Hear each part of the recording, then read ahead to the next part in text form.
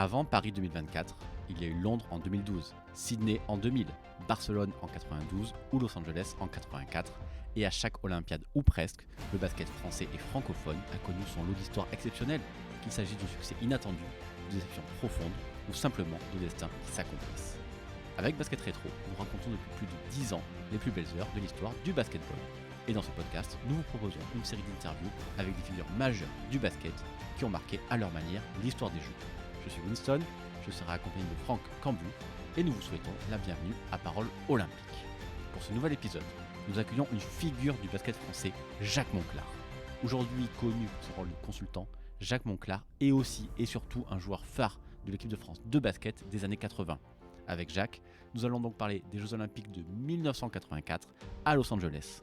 Des jeux difficiles, mais où le basket français a beaucoup appris. Dans sa parole olympique, Jacques regardera également avant 1984, nous parlant des Jeux Olympiques de son père, Robert, dans les années 50. Mais nous aurons aussi la chance de parler de la suite de sa carrière, qui a commencé dès 1992, et de son rôle de consultant. Bonne écoute.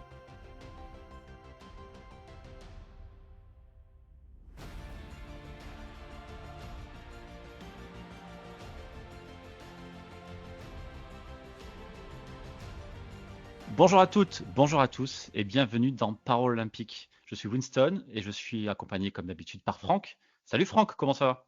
Salut Winston, ça va très très bien. Une fois de plus, on va se régaler avec notre invité du jour qui a plein de choses à nous raconter autour des Jeux Olympiques. Absolument, on va parler de choses qui sont très très intéressantes aujourd'hui. Il y a beaucoup d'histoires à entendre et à racontées par notre invité. Quelqu'un qu'on est encore très heureux d'accueillir une nouvelle fois, je me répète. Cette fois-ci, c'est Jacques Monclar. Bonjour Jacques, comment ça va ? Bonjour Winston, bonjour Franck, bonjour à tous. On est ravis, Jacques, de t'accueillir dans ce podcast. Merci de prendre le temps, dans ton agenda très chargé, de venir parler de Jeux Olympiques avec nous. Merci. Pas de souci, c'est bien normal. C'est très gentil. Franck, on va te lancer la balle pour commencer. Est-ce que tu peux nous faire, et là encore, il y a du travail, une présentation rapide de la carrière de notre invité, et une carrière très large et très variée. Effectivement, une carrière extrêmement large et variée parce qu'aujourd'hui, Jacques Monclar est connu pour sa voix éraillée et ses analyses pointues dans l'équipe de NBA Extra sur beIN Sport. Mais avant cela, il a surtout été un acteur majeur du basket français. Alors, né à Paris, il commence sa carrière à haut niveau au Racing Club de France avant de rallier l'Asvel. Il portera dans sa carrière de joueur les maillots du Mans, à nouveau de Villeurbanne, du CSP Limoges et d'Antibes. Entre 1978 et 1988, Jacques Monclar va également totaliser 201 sélections en équipe de France. Dans son palmarès de joueur, on peut noter notamment 2 titres de champion de France, 1981-1988, ainsi qu'une Coupe des Coupes en 1988, donc qui est une Coupe d'Europe. Et en 1988, Jacques passe de l'autre côté, au gré d'un retournement de situation improbable alors qu'il était joueur à Antibes. Il prend le coaching lors de Playdown face à Toulouse. Alors c'est un véritable crève-cœur pour moi qui suis toulousain bien évidemment, mais voilà, un mémorable moins 38, plus 39 en faveur d'Antibes. Jacques Monclar devient le coach de l'Olympique d'Antibes qu'il arrive à maintenir et même à ramener au titre de champion de France en 1991. On se rappelle notamment d'un tir improbable, ou en tout cas formidable, de Michael Ray Richardson qui avait été en manque d'adresse sur le match et qui crucifie ses adversaires en finale. Et ensuite, toute sa carrière de coach, il l'a fait au gré des différents clubs, Pau Orthez, le CSP Limoges, à nouveau Antibes, le Paris Basket Racing, donc une ancienne entité du basket parisien, pour finir la JDA Dijon et aussi un passage en Côte d'Ivoire sur la sélection nationale.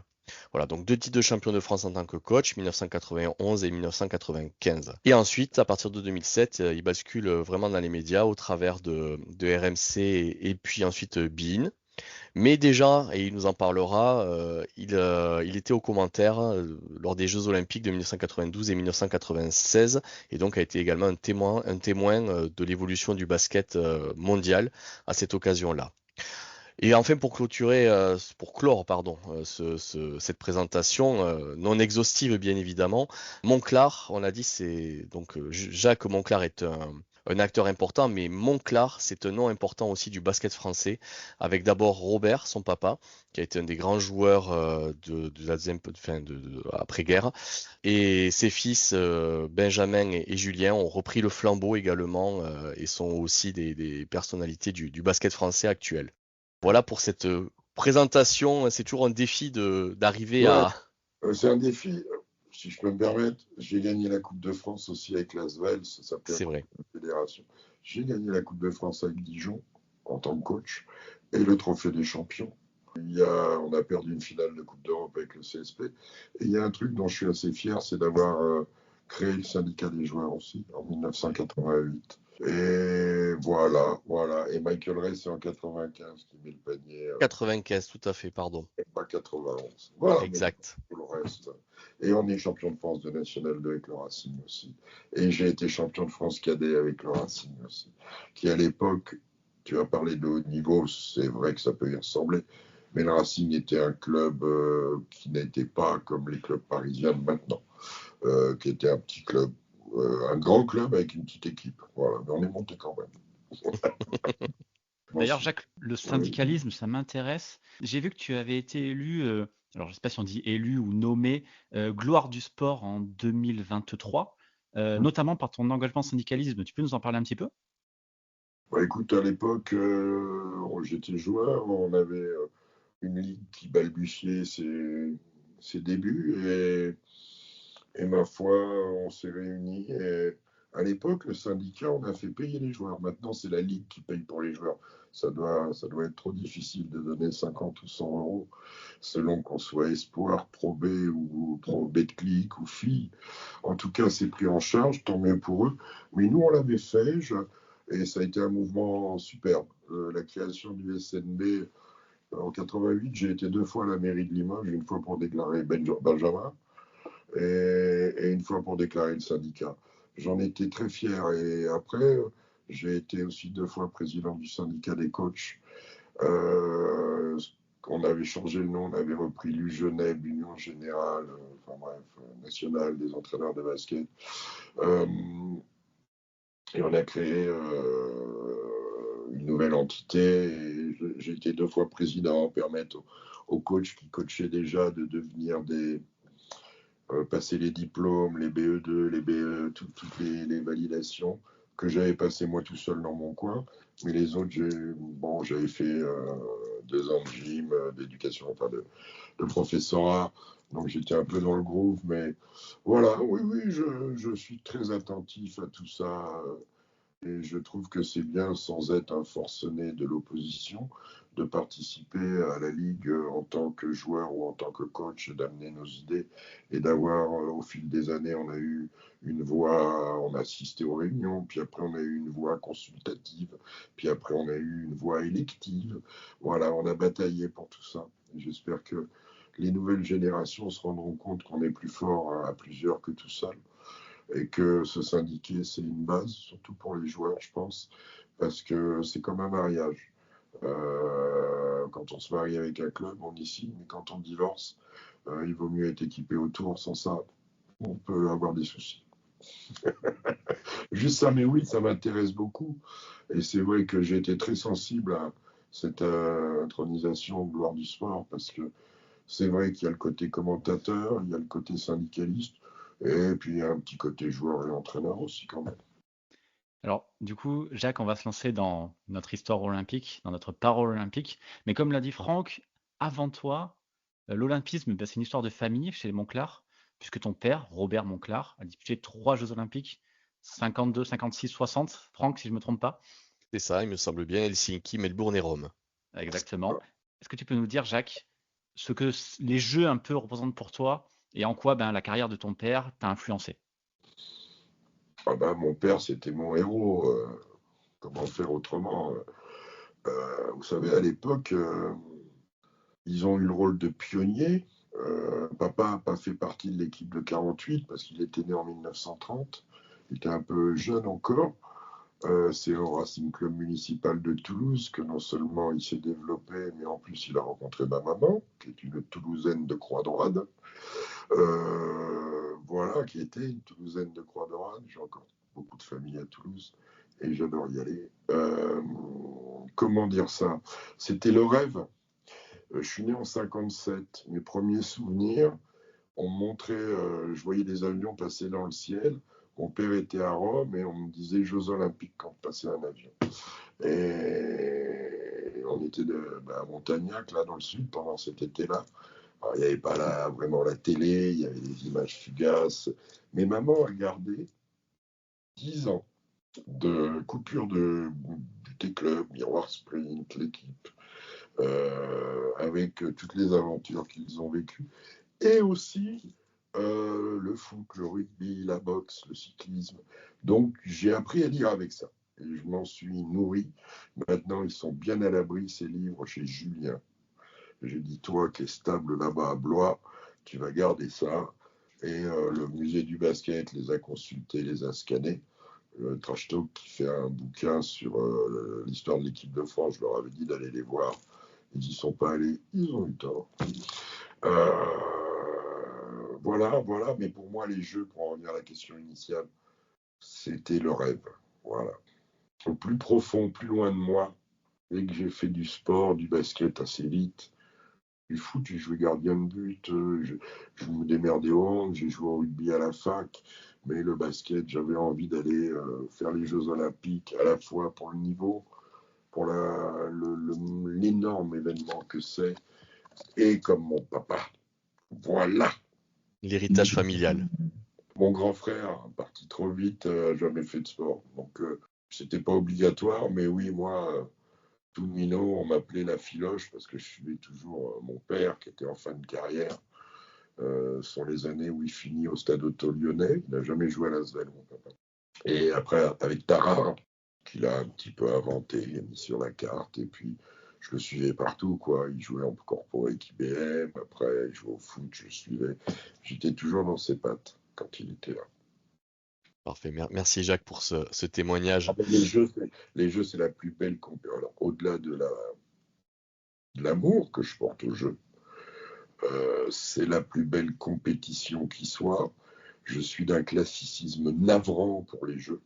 Et même si je trouve qu'il y a eu des très belles choses lors de la cérémonie d'ouverture, je trouve quand même qu'être olympien, c'est faire le tour du stade en marchant.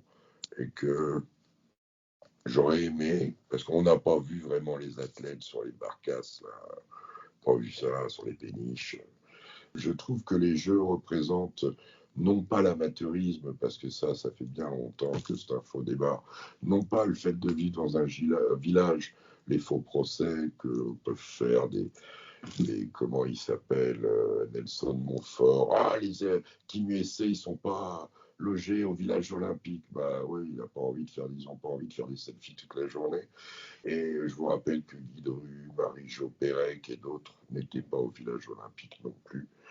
Voilà. Donc tout ça pour dire que les gens qui ne connaissent rien au basket, le prisme du professionnalisme fait que mais les Jeux Olympiques, ouais. Est-ce que vous connaissez un Olympien, champion olympique français, qui a travaillé après sa médaille d'or? Cherchez bien. Je parle travailler, quoi. Moi, je travaille encore. J'en vois pas. Très peu. Si, être ministre. S'il y en a, oui. Un boulot, oui. Des trucs, c'est la médaille d'or qui leur fait la vie. Tant mieux pour eux. Il n'y a aucune acrimonie. Et c'est nous, à la limite, je vais aller très loin dans le développement, on va dire, il est bien margeau celui-là. Alors déjà, je trouve que le défilé, c'est bien.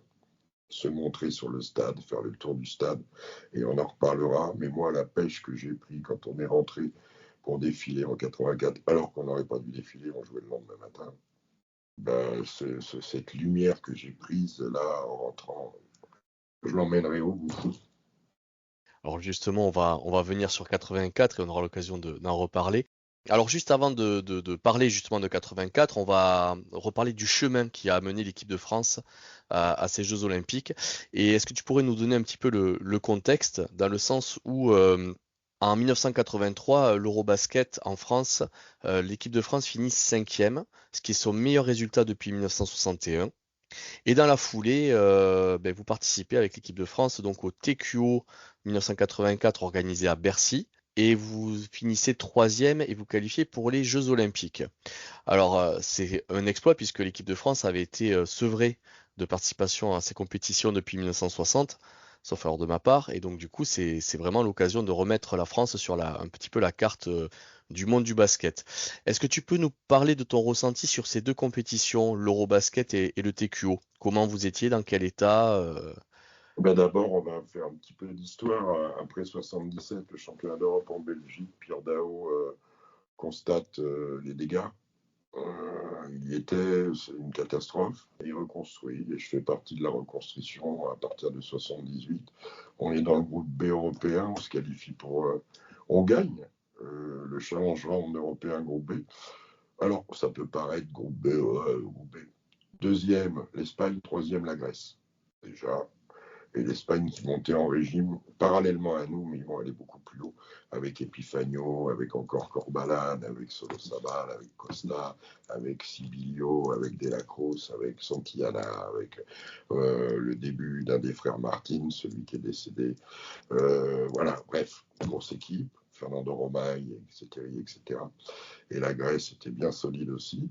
On se qualifie, on fait le championnat d'Europe 79, où sur un pas de bol, un goal average, on se retrouve, on perd que 2 matchs dans la compétition, on finit 8e, je crois, parce qu'on a perdu les mauvais. On avait battu Israël qui va faire la finale cette année-là, donc on avait quelque chose, on n'était pas loin.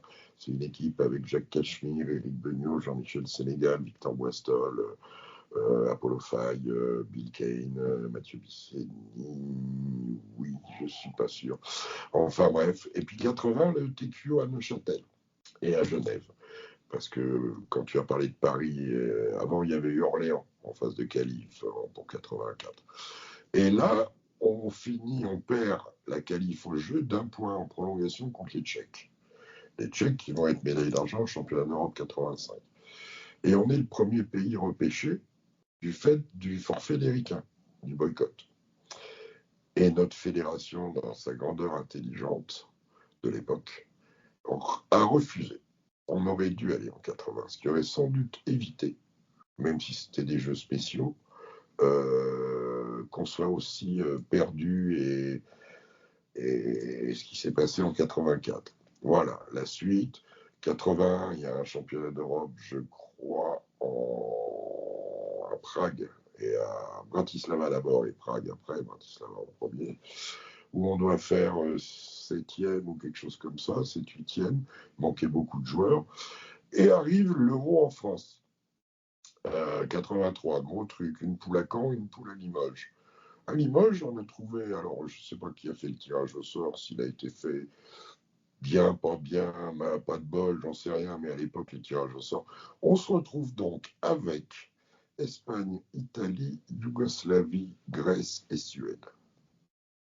De l'autre côté, il y a URSS, Hollande, Israël, Allemagne, qui n'est pas l'Allemagne de maintenant, c'est-à-dire deux poules complètement folles.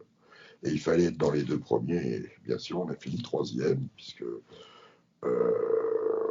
l'Italie va être championne d'Europe, c'est ça. L'Espagne fera la finale, et les Yougos se sont fait exploser aussi avant, et on finit 5e, qui était à la fois une déception, mais sur le niveau, ceux qui nous ont battus étaient plus forts que nous, quoi, point barre. Et on aurait pu aller en demi-finale si on avait été de l'autre côté. Si on avait été de la Hollande, d'Israël, à l'époque, on tapait tout ça. L'Allemagne aussi, on les tapait.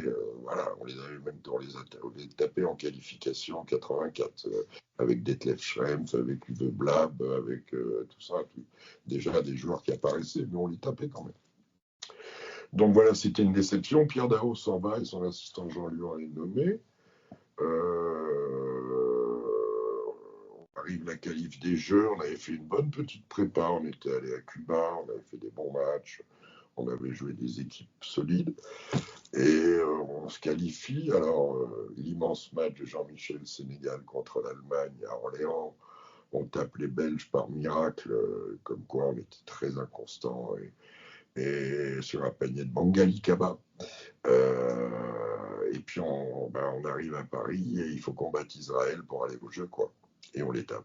Voilà. Et on va au jeu Et là, on arrête un peu dans la tête. Après, on joue l'Espagne et la Grèce qu'on perd.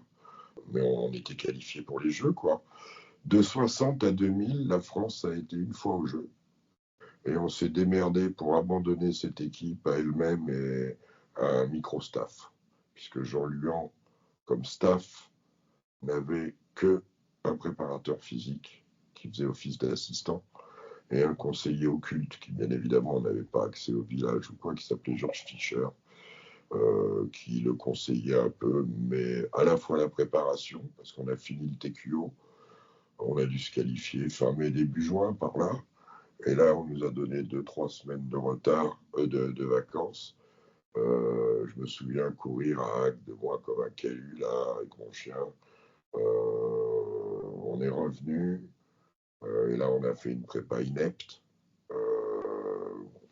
mal faite, pas de logistique, pas de sensibilisation, pas de préparation. On a refusé une tournée en Australie où on aurait pu voir un peu des baskets différents. Bon, on a débarqué au jeu 10 jours avant l'ouverture. Il y a eu des incidents de discipline pendant ces 10 jours qui ont été payés par des suspensions. Il s'est créé un conflit entre une partie de l'équipe et le bel coach, et à son âme, Jean Luan. Le premier match contre l'Uruguay, c'est notre niveau, on perd en prolongation. On peut toujours dire qu'on s'est fait enfler, qu'ils étaient barjots, qu'ils nous ont provoqué, que ça a répandu, que ça s'est chamaillé. Ok, et puis après, tu prends la foudre. Hein. Le lendemain, on perd la Chine, alors qu'on les avait tapés 7 ou 8 fois de suite, d'un point aussi ou deux, sur des conneries. Et puis après, tu joues les Ricains, tu joues le Canada, tu joues l'Espagne, donc tu prends la marée, quoi. Voilà, et on a pris la marée. Et l'Égypte pour finir. Voilà, on a été nuls, ok. On nous a abandonnés, on a abandonné le coach. Il n'y avait même pas un journaliste spécialiste basket avec nous. Toute l'organisation a été catastrophique, je l'ai déjà raconté, mais avec Jean-Michel Sénégal, la veille du départ, quand tu vas au jeu, on te file des valises pour 3 générations. Hein. On a demandé qu'est-ce qu'on met demain dans l'avion, quelle tenue. Oh, faites comme vous voulez. Et nous voilà, on s'est débarqué des petits pantalons, des petites chemises à fleurs et tout. On arrive à Roissy, à Charles de Gaulle, dans le grand hall. Il y avait 300 personnes habillées en pingouin, en cérémonie d'ouverture ou en survêtement France. Et nous, on était là, touristes, avec nos chemisettes. On s'est dit, tiens, ça commence bien. Voilà. Donc effectivement, l'organisation des Jeux qui a été extrêmement complexe. Donc ça, tu viens de nous en parler. Donc l'image de l'équipe de France qui malheureusement qui est cornée aussi par un journaliste qui... Pas qu'un, parce qu'après, pardon, je te coupe, mais la caisse de résonance des Jeux, même à l'époque, elle existait. Et tout ce qui se passe aux Jeux, déjà la France n'a pas été aux Jeux depuis 24 ans. Depuis nos pères, les frères Beugnot et moi-même, c'était depuis nos pères. Donc, on ne va pas m'expliquer que ça ne prenait pas au cœur, que ça ne donnait pas envie. Non, il y a à la fois des regrets, de la colère, et l'interprétation a été nulle, et les tenants de la fédération dans les années qui ont suivi nous ont tapé sur la tête avec ça pendant très longtemps. Voilà, ils en ont profité, les bougres. Alors donc tu nous as parlé de l'Uruguay, donc il a la première défaite et où des coups sont échangés entre les joueurs avec effectivement des Uruguayens. Il y a des images, payez-vous les images. Julien Guérino les a retrouvées de la Fédé et vous voyez à quel point ces mecs-là étaient quand même, je ne vais pas dire que c'était le cartel de l'Uruguay, mais pas loin, quoi. Hein. C'était chaud. Hein. Alors Jean-Michel Sénégal, en interview, nous a dit qu'effectivement les Uruguayens étaient légèrement tricheurs. On va dire ça comme ça. Voilà. Donc ensuite, effectivement, tu nous as dit malheureusement la défaite qui suit contre la Chine. Bon, et l'enchaînement des défaites vous amène au 4e match face aux États-Unis, qui est l'ogre de cette compétition, hein, qui gagne tous ses matchs avec 32 points d'écart. Sauf que pour ce match, vous allez être privé de 3 joueurs qui ont été suspendus par le coach Jean Luan. Donc les 2 frères Beugnot, Eric et Grégor, pour une question de couvre-feu, et Richard Dacoury à cause d'un retard après être passé chez le coiffeur, qui n'a finalement fait que la moitié de de la coupe apparemment sur les échos que l'on a eus. Est-ce que tu peux nous raconter un petit peu comment le groupe a vécu ces exclusions pour ce match-là? Dans quel état d'esprit en fait vous avez abordé le match contre les États-Unis et l'ambiance à ce moment-là au sein de l'équipe? Et on va rajouter qu'Hervé Dubuisson, lors du premier match, à l'échauffement, avait raté un dunk, ce qui lui arrivait rarement. Et il était retombé sur la hanche. Il avait un bleu qui partait du genou, qui remontait jusqu'à la hanche. Donc c'était un demi-dub sur le côté. On a très mal vécu la suspension de Eric, Greg et Richard. On l'a très mal vécu parce qu'elle était très sévère, que les événements avaient eu lieu bien avant l'ouverture de la compétition, même s'il y a un cadre et qu'il faut le respecter, que sur le retard des Beugnot, moi, je n'ai pas été pris par la patrouille, mais j'ai appris par Jean-Michel en me baladant dans le village lors du couvre-feu. Voilà, ça va, j'étais dans le coin. Que Eric et Richard ont proposé de payer une amende très lourde pour l'époque, pour pouvoir jouer contre les Ricains. C'est là où le fait que Jean soit tout seul, il y aurait eu des gens autour de lui pour un peu expliquer. Déjà, une suspension aux Jeux Olympiques contre Team USA, c'est quand même pas la meilleure idée si on veut régler un problème et laver son linge sale en famille. Ensuite, personnellement, j'ai débuté le match. Quand j'arrivais au milieu de terrain, j'avais le cœur à 180 sur la pression parce que les Team USA étaient coachés par Bobby Knight. En ligne arrière, tu avais Steve Holford, Vern Fleming et Leon Woods, qu'on a retrouvé longtemps comme arbitre. Sur le côté, tu avais Jordan, tu avais Mullin, tu avais des joueurs quand même puissants, Vern Fleming, etc. Là, Patrick Ewing. Pat Ewing, Perkins, Tisdale, bref. C'était une grosse équipe, pression au milieu. J'avais le cœur à 180 sur la montée de balle. Et pour mettre une passe sur le côté, t'as pas Eric Beugnot, t'as pas Richard Dacoury, t'as un demi-dub.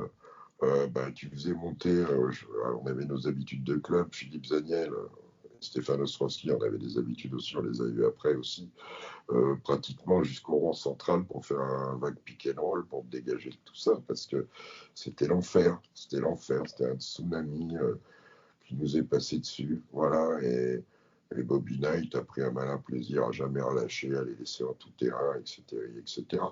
Voilà, ils nous ont mis un carton hideux. Voilà, c'est un souvenir exécrable, ce match. Est-ce que Jacques, on l'a dit, il y a eu un manque de préparation, mais imaginons même dans un monde idéal, avec une très bonne préparation, avec plus de suivi, plus de professionnalisme de la part de toute la fédération Et nous-mêmes, et vous-même, il y avait quand même un monde d'écart entre vous et cette équipe de Team USA de l'époque? on ne saura jamais, c'est un On what saura if, jamais, ouais. parce que Eric et Richard étaient la base physique de notre équipe sur le côté. Si je te cite les noms, Philippe Zaniel, Stéphane Ostrowski, Georges Vestris, Jean-Luc Deganis, sont des joueurs qui tenaient dans la raquette, même si Pat Ewing nous a collé un dunk affreux à un moment, ça tenait la route. Ça tenait la route. Dans un monde idéal, en prépa, on tape l'Italie qui va finir 6e, je crois, 10 jours avant. Hein. D'ailleurs, j'avais dit, c'est pas bon signe pour eux. Qu'on les tape, c'est qu'ils vont pas être au top. Mais voilà, on va aller entre 5 et 8, quoi. L'Uruguay finit 5e, je crois. Et alors, oui, Jean-Mi, j'ai le plus grand respect et amitié pour Monsegallo, mais ouais, un peu tricheur, il a dit. Un peu au de ça. Un peu au-delà. Un peu violent, un peu. J'ai le droit de dire pute. T'as le droit, il n'y a pas de censure ici. Il n'y a pas de censure, ouais. Alors juste pour finir sur les États-Unis, donc là ce match-là effectivement il y a un énorme carton 120-62. Vous avez perdu 29 ballons sur ce match avec la pression défensive, mais surtout ces jeux et sur ce match c'est la mise en lumière. Alors c'est pas que ce match, mais ces jeux c'est la mise en lumière de Jordan au niveau de la scène internationale.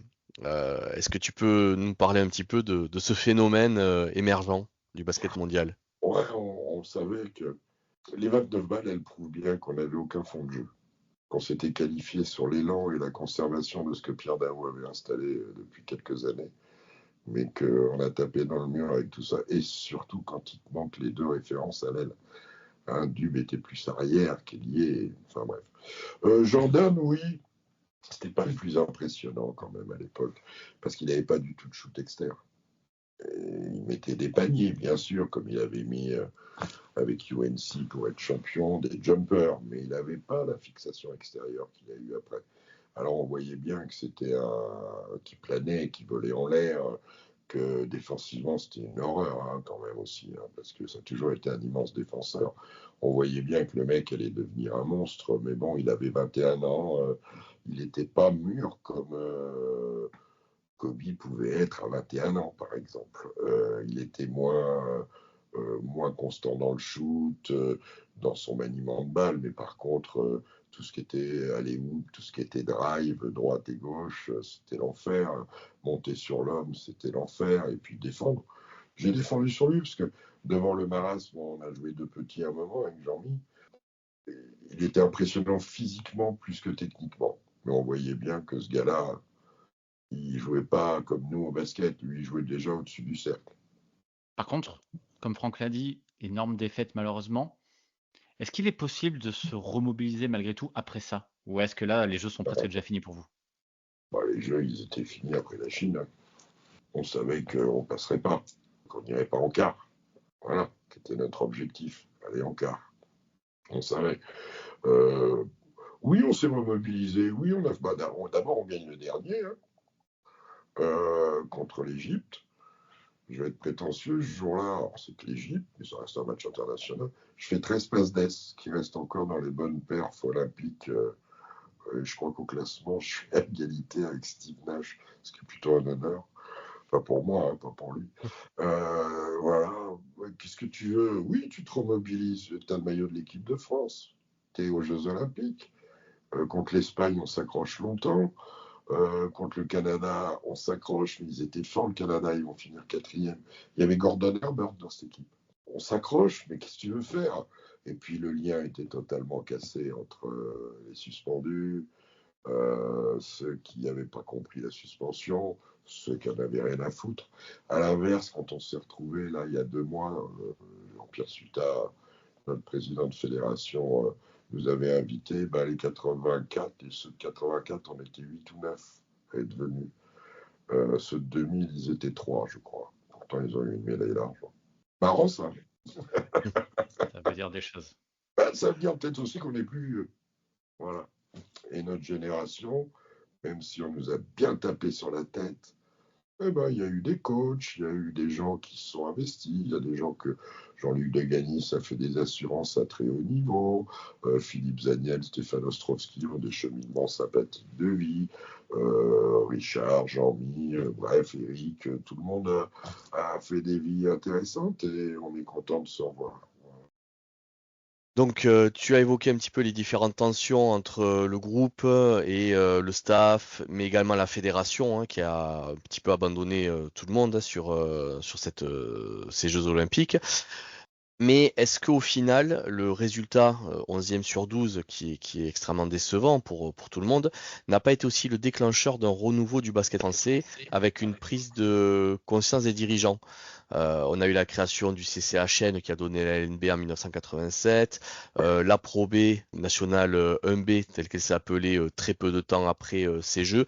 Est-ce que justement, voilà, il n'y a pas eu un nouvel élan qui est issu de ce chaos? Non, parce que l'équipe de France, elle va rester dans la panade après. Ils vont pas aller au jeu pendant 16 ans. Ce qui a fait le CCHN, ce que tu fais remarquer très justement, sont les résultats des clubs, sont les Coupes d'Europe du CSP, de l'élan Béarnais, les participations en finale, les avancées, Villeurbanne qui va en finale, le CSP qui gagne la Coupe des Coupes en 88, qui est la première la plus belle Coupe d'Europe de sport collectif gagnée à l'époque. La Coupe des Coupes, c'était les 2e du championnat. Maintenant, c'est l'Euroleague, le niveau. Voilà. Nous, on bat Badalone en finale en 88. Badalone, 3-4 ans après, ils sont champions d'Europe des clubs. Le CSP, champion d'Europe en 93.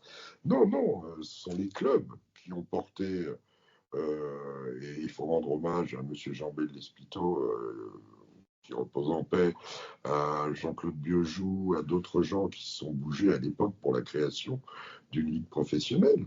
Voilà, on a été novateur aussi là-dedans par rapport au hand, par rapport au volley, par rapport à d'autres sports et par rapport au rugby, qui est devenu pro 10 ans après nous, officiellement. Hein, je ne parle pas de la République de l'amateurisme marron qui attend plus au rugbymen. Alors oui, l'Europe entière disait les Français ils sont pas sérieux, ils ont un potentiel, ils ont des beaux joueurs. On n'avait pas reçu. Le départ de Pierre Daho a fait beaucoup de mal. À l'époque, on ne pouvait pas cumuler équipe de France et club. Il avait choisi d'aller entraîner le CSP. Voilà, mais toutes les aventures d'Euroleague, de Orthez à l'époque, de Limoges bien sûr, et d'autres, c'était ça. C'était les clubs, ce sont les clubs qui ont changé le visage du basket français. Après la création à l'INSEP, il y avait eu un horizon 80, je le sais, puisque j'ai aidé Gérard Bosque à l'époque, avec Génération Zaniel, Nagel, ce qui est 2-3 ans de moins que moi là. Et moi, je faisais ma fac en même temps, et l'après-midi, je donnais un coup de main à Gérard Bosque. Ça me payait ma chambre, j'étais étudiant, enfin bon, voilà. J'étais logé à l'INSEP. Voilà, non, je suis pas d'accord avec ça. La création de la cellule INSEP fédérale a été un vrai changement, avec particulièrement la génération Tony Boris, bien évidemment.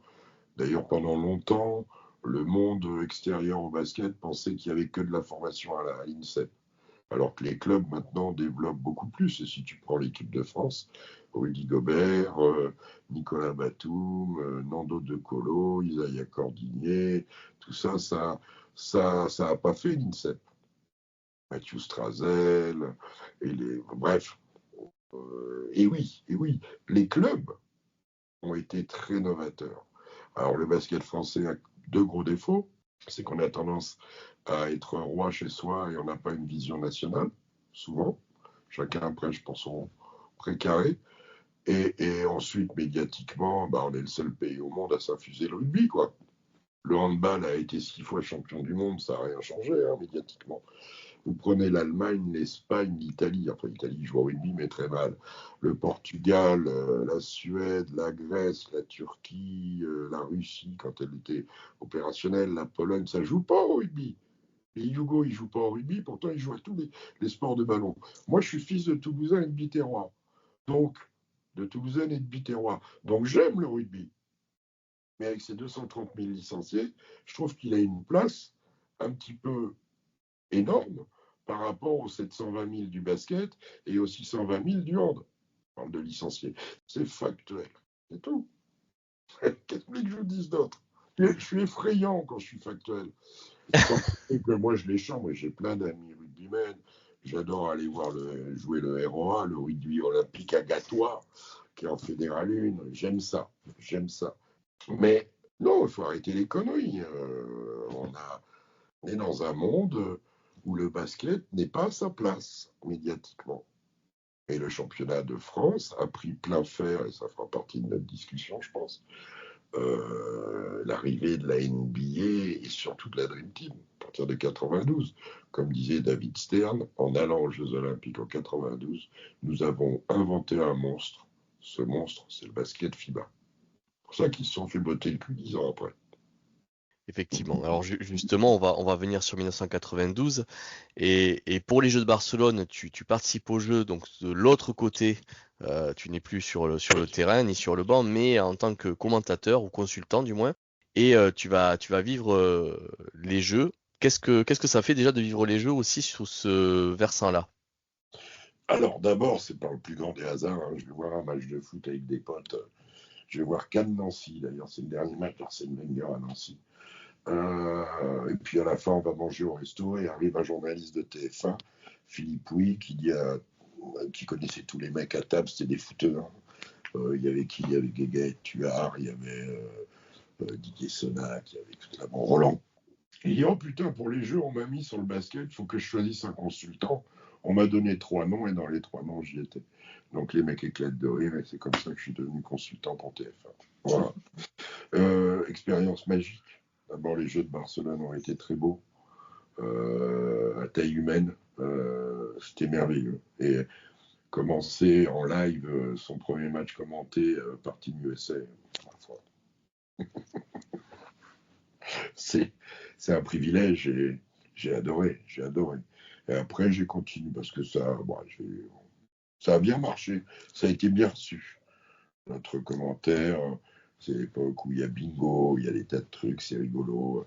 La finale contre la Croatie, des ricains avec Kukoc qui se fait découper par Pippen et Jordan de manière assez indélicate. La victoire de la Lituanie de Sabonis sur la CEI russe. Asa Petrovic exclu du village olympique pour avoir piétiné le drapeau serbe, qui était interdit de Jeux olympiques. Bref, Asa, c'était le frère de Drazen, hein. Alexander Petrovic, qui est coach du Brésil, qui a été coach du Brésil. Oui. Voilà, que je connaissais pas mal. Bref, moi j'ai adoré Barcelone. Barcelone, Linford Christie, j'étais au stade, en plus avec TF1, toute une époque, hein, commentateur athlétisme, c'était Thierry Roland, qui venait voir le basket, qui venait voir le hand. On a navigué comme ça, c'était génial. Barcelone, c'était la ville est belle, le stade à Montjuïc, c'était magnifique, le Palau Sant Jordi pour les finales de basket, et avant la petite salle, enfin la petite salle à Badalone, enfin bon, c'était, j'en garde un souvenir merveilleux, merveilleux. Et l'Espagne a fini 5e, comme quoi eux aussi, il leur arrive de rater des trucs. Bon, évidemment, tu as vu la Dream Team, on y revient toujours. Forcément, on veut avoir ton sentiment là-dessus. Toi qui as joué cette équipe de 84 et que tu as vu cette équipe de 92, c'est pas mal de joueurs similaires qui se retrouvent des années plus tard. Qu'est-ce que tu en as pensé? J'en ai pensé que si c'était les mêmes, ils avaient bien progressé quand même. Mais non, non. J'ai fait les universiades avec Larry Bird en 77 aussi, puisque j'étais universitaire. Larry Bird, Magic, Jordan, quand ça débarquait, Jordan avait été très discret. En fait, il voulait pas venir, lui. Avait été très discret un peu dans l'établissement des choses. John Stockton, Karl Malone, enfin c'était un truc de fou cette équipe-là. Pippen, la Dream Team, il y en a eu qu'une et il n'y en aura jamais qu'une. Voilà. J'ai beaucoup aimé la Redeem Team de 2008. J'ai beaucoup aimé l'équipe de cet été. Mais la Dream Team est quand même. C'est la première fois. Hein, vous vous souvenez tous de votre premier rendez-vous galant. On se souvient tous de son entrée en 6e. On se souvient de choses comme ça. C'était la première et la seule équipe avec un coach très emblématique, Chuck Daly. Moi, par mes amis, puisqu'ils étaient venus en repérage un an avant, les Ricains, à Monaco, donc en 91. Et nous, on faisait la finale contre Limoges quand on est champion la première fois avec Antibes.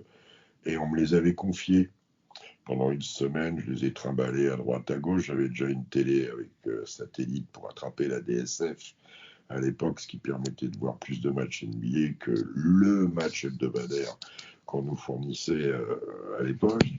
Voilà, donc j'ai eu le privilège d'assister aux entraînements de la Dream Team à Monaco, où on n'était que 2 dans la salle avant l'ouverture à la presse. Il y avait Philippe Manassero, qui était leur arbitre permanent pour les entraînements, et il en fallait un parce qu'ils n'arrêtaient pas de gueuler. Et puis bon, par mes amis du management, Chuck Daly avait accepté que je sois là dans mon coin. Oh là là, même respirer, je le faisais pas fort. Voilà, mais c'est un moment incroyable. C'est un moment incroyable. Et le basket, à Pékin, il y avait 5 ou 6 porteurs de drapeaux basketteurs. Le basket, il est tellement olympique, c'est pour ça que ce débat franco-français sur le basket, il est d'une connerie. Ils sont pros, bah ouais. Mais finalement, les grands pros, ils viennent pas pour l'argent, eux, au jeu. Ils ne vivent pas que de ça. Donc ils viennent vraiment pour le fun, pour le plaisir. Ils viennent pour la découverte. Ils viennent pour autre chose. C'est ce que les gens doivent comprendre, qu'ils ne comprennent pas. Plus ils sont payés, la Casette cet été, qu'est-ce qu'il en a à foutre de faire les Jeux Olympiques financièrement, lui?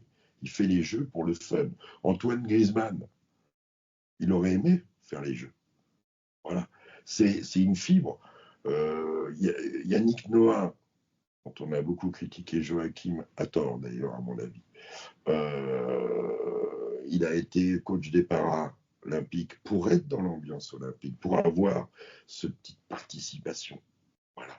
À la limite, plus les mecs sont payés quand ils viennent au jeu. Quand Djoko gagne cet été, ça c'est une émotion olympique. Ça c'est une émotion olympique. Il donne 5 grands chelems, je crois, pour gagner cette médaille d'or-là et rentrer à Belgrade avec. Ça, c'est ça. Et ce sont des multimilliardaires, les gonzes. Mais non, ils veulent être champions olympiques. Ça n'a pas de prix. Moi, quand on me demande cet été l'émotion, alors en plus, Léon Marchand, il est toveciste. Mon grand-père était un des dirigeants fondateurs du Tovec. Et oui, les verts et blancs du rugby, hein, comme quoi le rugby est toujours là, en tout cas dans ma famille.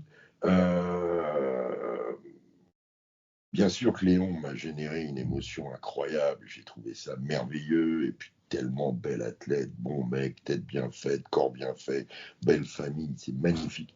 Mais l'émotion de Djoko, champion olympique, elle m'a retourné. Ouais, bien, le tennis, c'est pas olympique. Si.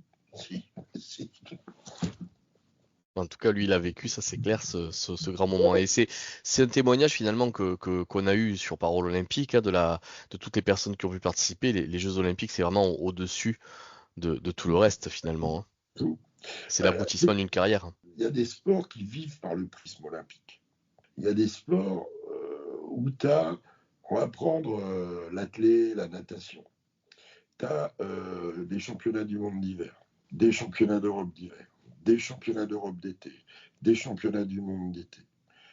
Un gars comme Lacour, par exemple, qui est 4 ou 5 fois champion du monde, n'a jamais foutu les pieds sur un podium olympique en individuel. Le mec, il est frustré. Un athlète qui fait une carrière, qui fait des championnats d'Europe, des championnats du monde, mais qui ne va pas aux Jeux, Il y a un manque. oui, il y a des sports qui ne vivent que par ce prisme. Alors oui, le basket ne vit pas que par ce prisme. Mais voir Steph Curry faire ce qu'il a fait, en bataillant pour trouver son adresse avec les ballons à Lille, et sur les 2 derniers matchs, nous délivrer des masterclass comme ça, et un masterpiece de 2 minutes 30 que je conseille à tout le monde, parce que c'est du rarement vu, avec en apothéose ce dernier shoot, où non seulement il est couvert, il est sur la main droite et c'est plus dur, mais que à la fois KD et LeBron, c'est quand même pas 2 peintres, sont totalement ouverts à 3 points à sa gauche. Et le mec est tellement sublimé qu'il envoie et ça tombe dedans. Il le fait pour l'argent, Steph Curry, avec ses 60 boules par an. Oh. On finit ce podcast par 1996. Attends. Ouais, Ah, ben, 96. Ah, c'est des jeux bizarres. Hein. Ce sont des jeux bizarres. 92, hors jeu basket, hein. Il y a eu des séquences exceptionnelles. Marie-Jo. Et 96 aussi, Marie-Jo. L'athlétisme de Johnson. La locomotive de Waco. Le basket. Le meilleur moment de ces jeux-là en basket, c'est quand Mohamed Ali rentre dans la salle et que les 2 équipes s'arrêtent. C'est Team USA et Serbie, je crois. Et les 2 équipes s'arrêtent. Le match est interrompu. Et les mecs arrêtent de jouer, le regardent, applaudissent, ils descendent. C'est un moment de grâce. Voilà. Pour le reste, Atlanta n'est pas la plus belle ville des États-Unis. Quand tu as visité le Martin Luther King Museum et Memorial, ce qui est très beau, tu as un peu tout visité. Peach Street, Peach Town, Peach Suburb, Peach tout. Ouais. Et le basket, pendant un moment, qui se faisait appeler Dream Team, les Team USA de 96, même 2000. 2002, j'en parle pas, ils se sont fait toller chez eux au championnat du monde. Ils avaient l'image de succéder à Magic, Larry et compagnie, mais c'était du Canada Dry un peu, même s'il y a eu le Shaq, même s'il y a eu des... En 2000, c'est déjà un peu mieux. En 2004, ils se sont attrapés. Oui, il faut attendre 2008 et autour de Kobe. Vous voyez Kobe, qui manque à tout le monde tous les jours presque, qui était très FIBA, lui, de par son éducation et tout ça. Connaissait bien l'Europe, les autres sports. Regardez la cérémonie à Pékin, quand il rentre sur le stade, mais l'ovation et les autres athlètes qui viennent sur lui, enfin bref, Kobe Bryant, quoi. Comme là, le brand porte-drapeau des Ricains, c'est un bel hommage aussi. Hein. Ça nous l'a mis dans un état, lui, dans la première phase. Il était, c'était Captain America, hein, c'est le cas de le dire. Mais 96, j'ai le souvenir du stade, j'ai le souvenir de la salle. Je remercie encore TF1 parce que c'était adorable. J'ai le souvenir de Philippe Gardan et du hand, puisque Philippe était consultant avec moi. J'ai même commenté un match de hand avec lui parce qu'il y avait une extinction de voix du journaliste. On s'est fendu la poire, voilà. On est toujours amis, on a passé du temps ensemble, parce que là, on était consultants ensemble, tous les deux sur Radio France. Mais comme on se croisait, puis ils allaient à Lille quand nous, on en repartait, on a trouvé le moyen quand même de se voir. On est allé voir la finale du 100 mètres ensemble cette année.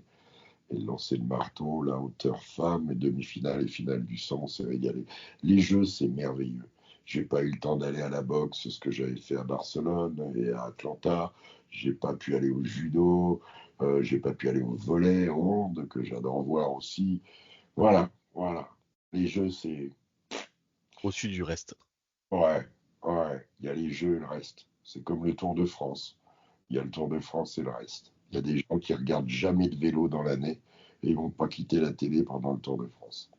Eh bien, Jacques, merci pour ce témoignage de parole olympique. Pour terminer ce podcast, définitivement, on va te faire une petite série de questions rapides, réponses rapides.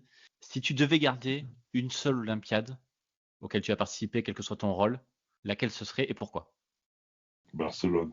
Je suis en train de vivre un changement de vie sans le savoir et de découvrir un truc qui me plaît.